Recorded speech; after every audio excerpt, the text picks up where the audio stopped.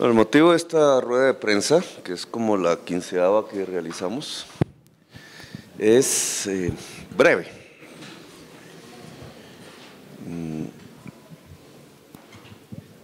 A partir del lunes 23 de febrero, en virtud de un decreto firmado hoy, que se publicará hoy,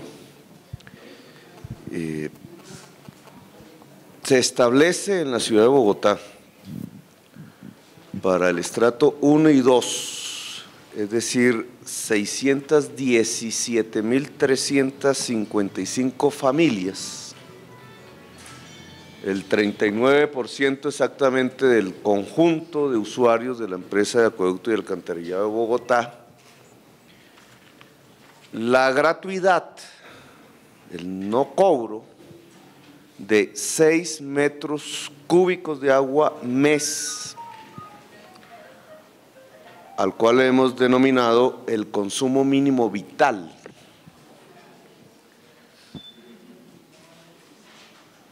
Representa que el estrato 1 y 2 de la ciudad, es decir, estas 617.000 familias, dejarán de transferirle de su bolsillo a la ciudad cerca de 61.000 millones de pesos año. Hemos decidido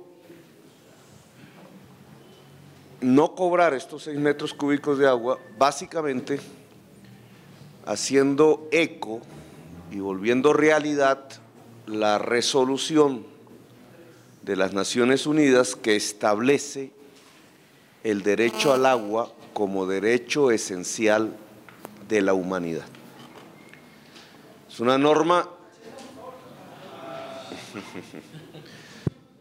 norma debatida en el mundo, contó con la aprobación de 140 naciones en la sesión del año pasado, de mediados del año pasado, tuvo la abstención del gobierno colombiano de ese entonces, que decidió hacer lo mismo que el gobierno de Estados Unidos, Canadá, Australia y otros, pero 140 naciones votaron afirmativamente por integrar a la Carta de Derechos Humanos el concepto del derecho al agua y al saneamiento básico.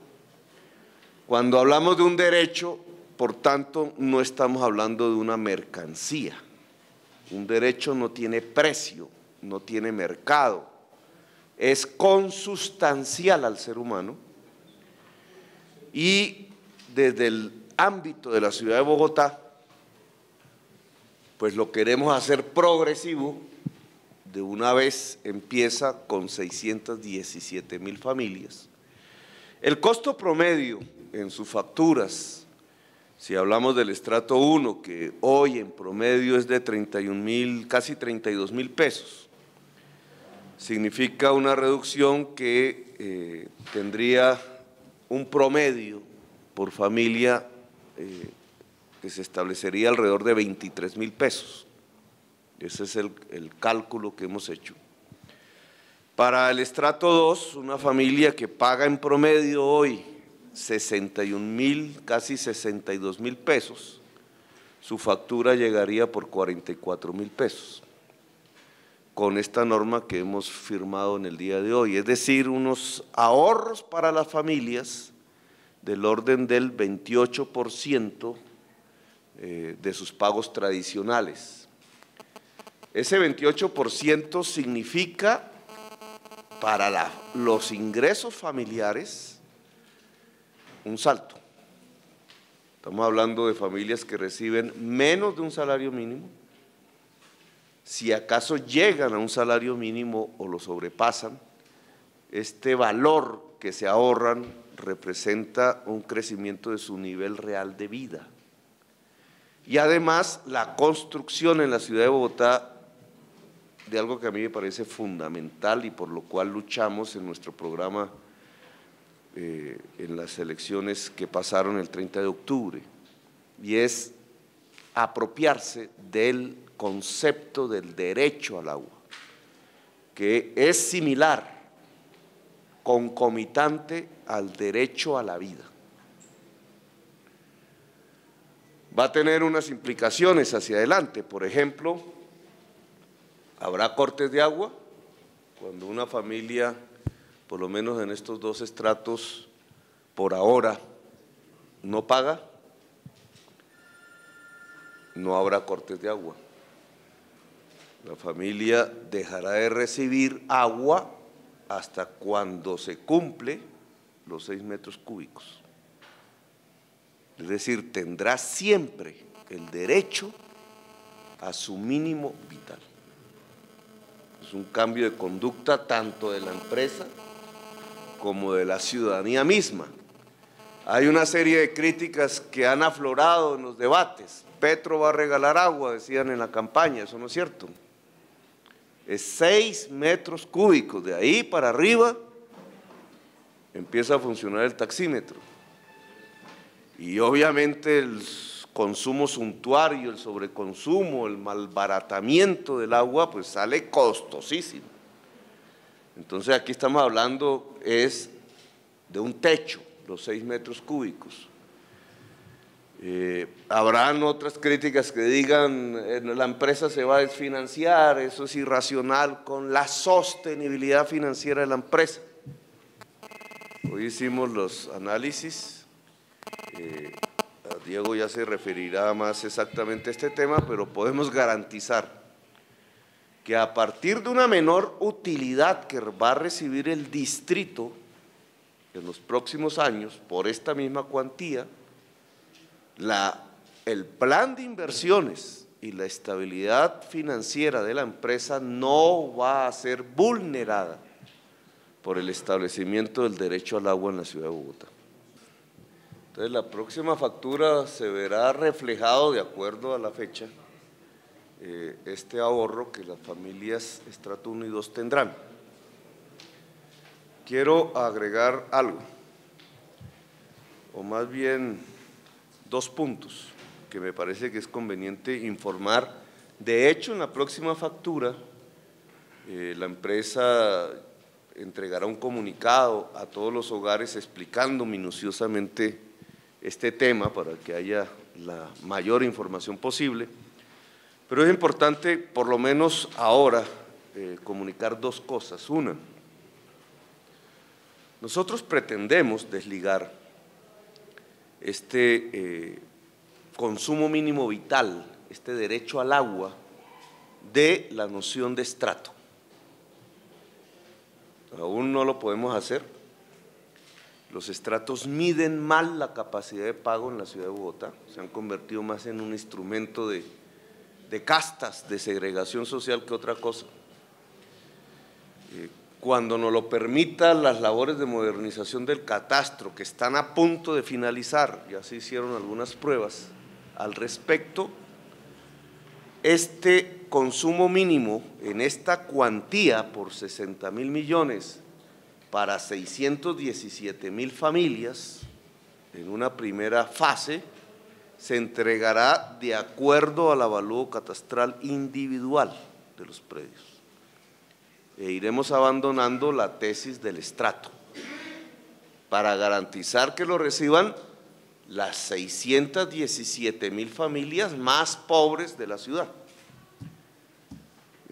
Y además para abandonar progresivamente el concepto de estrato en la ciudad de Bogotá. Y un segundo elemento que me parece importante, obviamente esto en su momento, cuando podamos tener toda la base de datos del catastro individualizado funcionando bien, ya haremos los decretos respectivos. Pero el segundo elemento que es importante es el robo de agua en la ciudad. Tema que no se ha abordado como una discusión pública suficientemente. Las pérdidas técnicas, que no son exactamente un robo, son deficiencias de tuberías, etcétera, más las pérdidas comerciales, que son un hurto al erario público, ascienden al 37% de los ingresos operacionales de la empresa, es decir, la misma proporción que teníamos hace 10 años Yo diría que hace 20 años, desde que se miden, no se han reducido. Y aunque las técnicas tienen que ver, como su nombre lo indica, con procedimientos técnicos, las comerciales no deberían presentarse. Significa grandes usuarios, grandes consumidores de agua que se están robando el agua manipulando los contadores y otras formas. Son cadenas de corrupción que incluso pueden estar al interior de la empresa. Nosotros queremos, y el comunicado así lo dice, recordar que estamos ante un delito, pero no solamente recordarlo, está tipificado como delito en nuestras normas, sino que la empresa va a actuar contra los que se están robando el agua de manera judicial. Porque si ustedes hicieran el cálculo de cuánto significa esas pérdidas en términos económicos, podrían llegar a una conclusión, y es que no solamente podríamos financiar el consumo mínimo vital como derecho de lo que hoy llamamos el estrato 1 y 2, 617,000 familias, sino el 1.576.000 familias, que es el universo de los usuarios de acueducto de la ciudad de Bogotá, es decir, la totalidad de la población. Y aquí vamos a hacer un esfuerzo fundamental, porque ese robo le está quitando el derecho a la gente. Y aquí me refiero al estrato 3, al estrato 4, al estrato 5 y al estrato 6. El robo masivo de agua de grandes consumidores de agua en la ciudad, usando técnicas de corrupción y de lleno entrando en el terreno del delito, no permite la extensión del derecho a toda la población. La empresa va a actuar judicialmente contra estas personas para abrir aún más los campos del progreso del derecho al agua en la ciudad de Bogotá. ¿Cuánto es el dinero para usarlo del 37% del ingreso? Pues los ingresos operacionales en promedio en los últimos años son de 1.300.000 millones de pesos. Aplícale el 37, no exactamente el 37% de ese total, porque ahí está alcantarillado, cobros por alcantarillado, pero digamos, si le aplicas el 37% te da más aproximadamente, a ver, Augusto, matemáticas. Eso es esa cantidad por 37 dividido entre 100.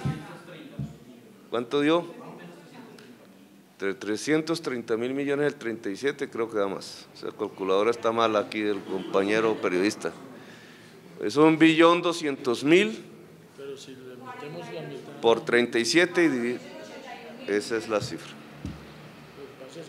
481.000 millones de pesos se pierden en total, no todo es comercial, ¿cierto? En total. ¿Cuánto es que nos cuesta a la ciudad el derecho al agua para estrato 1 y 2? 60.000 millones de pesos anuales. Ahí tienen ustedes un orden de magnitud.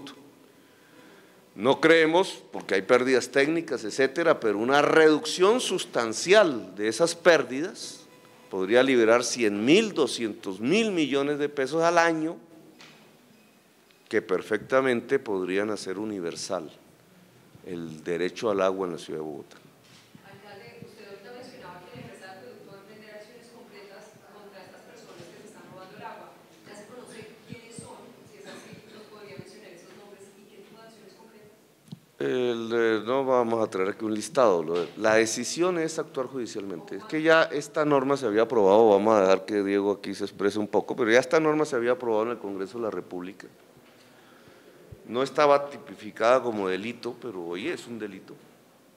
Y por tanto, si un funcionario público le hace cualquier trabajador de la empresa de acueducto y de alcantarillado, que es un servidor público, tiene conocimiento del delito, es decir, descubre una conexión fraudulenta, tiene la obligación constitucional de denunciar. Esto no se ha hecho en la ciudad de Bogotá, pero se va a empezar a hacer.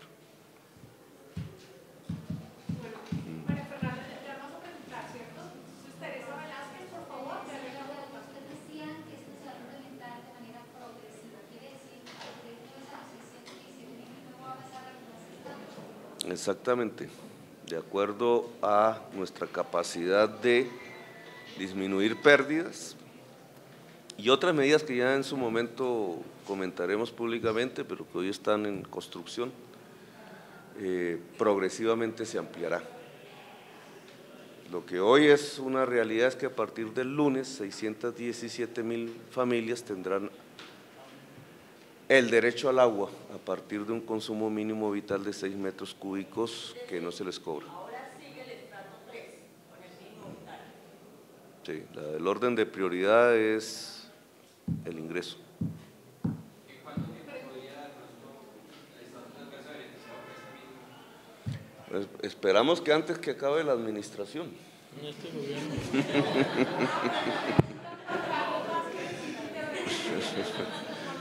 El estrato 3 también está, yo espero que ya no hablemos de estrato 3 en un momento, en el corto plazo, digamos, pero el estrato 3 también tiene unas fases, ahí se puede subdividir y entonces progresivamente puede ir aumentando. Cuando usted habla de algo catastral, podemos decir, van a tener el mínimo vital viviendas que valgan menos de cuánto. A ver, los análisis económicos que se vienen realizando por Jorge Iván González desde hace aproximadamente 2 o 3 años en la ciudad de Bogotá, o sea, no es un estudio de última hora, ya veníamos a través de métodos econométricos, etcétera, detectando que la aplicación del estrato para las tarifas hace equivocar a la administración aproximadamente en un 40%, es decir, un 40% de la población que recibe subsidio no es pobre y hay un 40% de la población que no recibe que es pobre. Digamos, no está focalizando bien y entonces obviamente hay pobres, una gran cantidad de personas que deberían tener derecho al subsidio que no lo reciben y hay una enorme cantidad también de personas que reciben subsidios sin que en realidad debieran tener derecho a recibirlo por sus ingresos. Entonces, ¿cómo calcular, como no hay declaración de renta, etcétera, universal, cómo calcular una mejor medida que el estrato? Dado que ya hemos descubierto que el estrato no está sirviendo para medir bien los ingresos de la población. Lo que aquí hemos adelantado como propuesta es que es el avalúo catastral del predio donde vive la persona, no necesariamente el propietario, es un mejor indicador de su verdadera capacidad de ingreso, de pago, como quieras llamarlo. Es mejor que el estrato. No es que sea 100% exacto, pero reduce mucho más que el estrato las equivocaciones de la administración al cobrar contribuciones o al otorgar subsidios, en el caso de las tarifas públicas, que es para ello que se crearon los estratos, aunque el estrato ahora se usa para otros menesteres casi que de tipo de apartheid, de segregación social.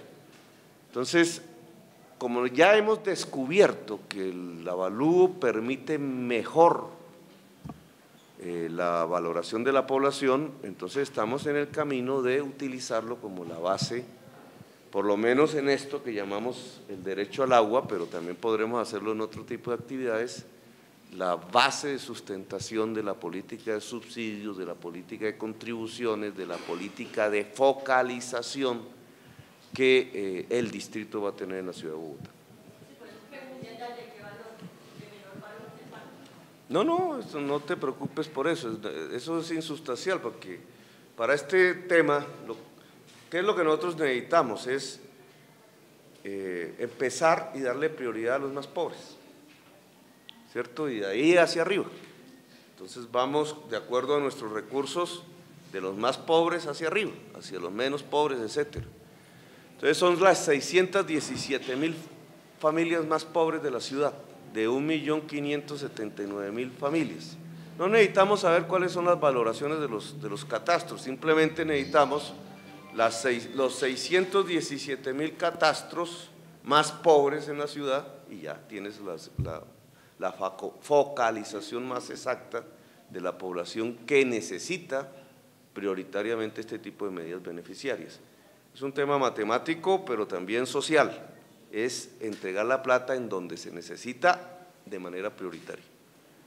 Si el derecho se vuelve universal, que es el objetivo, en el mediano plazo, pues ya pierde sentido estas clasificaciones. Pregunta Juan Carlos Vázquez de City TV y se prepara Federico Ortega de la defensa. Alcalde, buenas tardes. Le cambio un poco el tema. Explicaba bien sobre el tema de la carrera séptima. Sí, pero vamos a… no es una decisión nuestra y quiero que tengas mucha claridad en esto porque sé lo que sucede después. No es que nosotros hayamos decidido tumbar el puente porque se nos dio la gana o cosas de esas, no, es que esa es parte del contrato de la construcción de la 26. Podemos discutirlo en su momento, ya para quien vaya a escribir los libros o haga los análisis, ¿era necesario? ¿Cuánto cuesta haber tumbado el puente de la Caracas, el puente de la 10ª, ahora el de la 7ª y el de la 6ª? ¿Cuánto cuesta hacerlos de nuevo? ¿Para qué se hizo eso? Para que la ruta de Transmilenio que para en la estación Carrera 19 con 26 tuviera otra estación donde pararía, que es en la 3ª con 19. Si me preguntas como analista, ese contrato debió haber sido firmado así, ¿era necesario? Yo te diré, no era necesario. Es demasiado el costo financiero para tumbar, poner puentes, el costo social que eso implica, de movilidad, tiempos, etcétera, solamente para que el Transmilenio de la 26 tuviera otro puente. Pero es una de las tantas joyas que se adiciona a la historia de la 26, ¿cierto? Llegar hasta la 3ª y en cambio no llegar hasta el aeropuerto por el otro lado.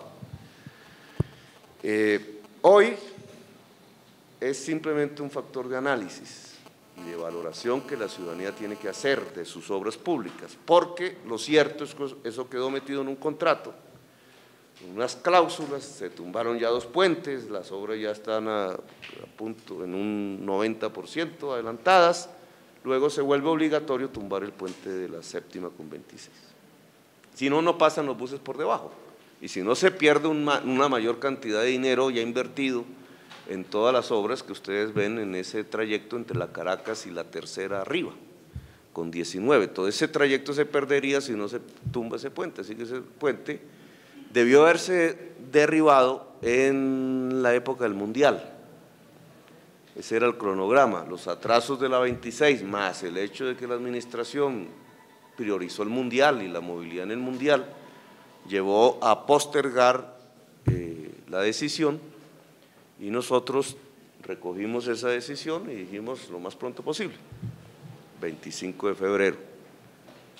Y esa es la realidad de por qué ese puente se cae.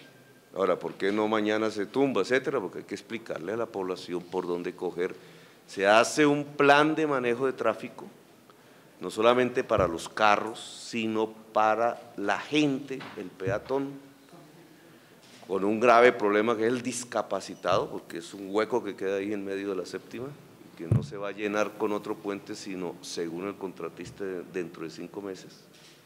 Entonces, obviamente, eso cambia rutinas, hay que hacer un plan de manejo de tráfico que hay que informar y enseñarle a la población. Entonces, ese es el tema del puente. Ahora, dijimos ayer que se realizó un consejo de movilidad, que es el nombre que le he puesto a que todas las instituciones afines a la movilidad se reúnen. Habrá una rueda de prensa la otra semana para anunciar las medidas que se tomaron en ese consejo de movilidad, una de las cuales es el puente, pero es quizás la menos importante de todas las medidas que se tomaron, pero dejemos eso para otra rueda de prensa. Nosotros habíamos dicho en campaña que no participaríamos en la elección de contralor ni personero. Incluso no sé qué pasó hoy con lo de personero. ¿Ah? Mañana, bueno, no sabía, estábamos aquí al tanto del asunto. Y hemos cumplido. La responsabilidad de esa Contraloría y de esa personería en los meses que vienen es exclusivamente de la llamada coalición mayoritaria del Consejo, punto. Nosotros cumplimos, no intervenimos. Todo lo que pase allí, etcétera, para bien, ojalá, o para mal, ojalá que no, es responsabilidad de la coalición mayoritaria compuesta por partidos que nada tienen que ver con este gobierno.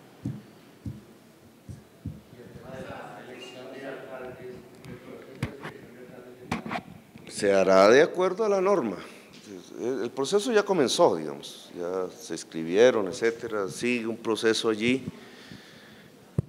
habrá un concurso, los criterios del concurso, en cierta forma nosotros los construimos, la JAL toma una terna, presenta una terna, nosotros escogemos, cumpliremos las normas,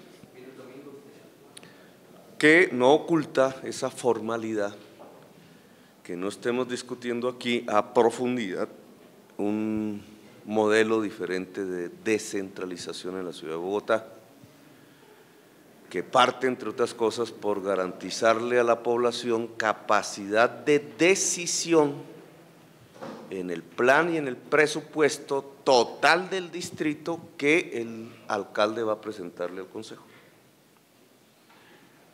Parte por ahí, pero no exclusivamente, es un proceso de participación mucho más profundo, incluso el más profundo del mundo. En los procesos que se llaman de presupuesto participativo, que se crearon en Brasil y se han extendido por el mundo, no hay una ciudad que lo haya implementado más grande que Bogotá. Y en esto hay una tensión mundial, digamos, es que vamos a desarrollar un proceso participativo de toma real de decisiones por parte de la ciudadanía en temas fundamentales y presupuestos fundamentales de tal magnitud que es el más grande que se ha hecho en el mundo. Obviamente todo esto tiene su riesgo, funcionará, ¿no? Pero nosotros hemos asumido la decisión de hacerlo. Y eso cambia completamente el modelo de descentralización de Bogotá. Sebastián, por favor.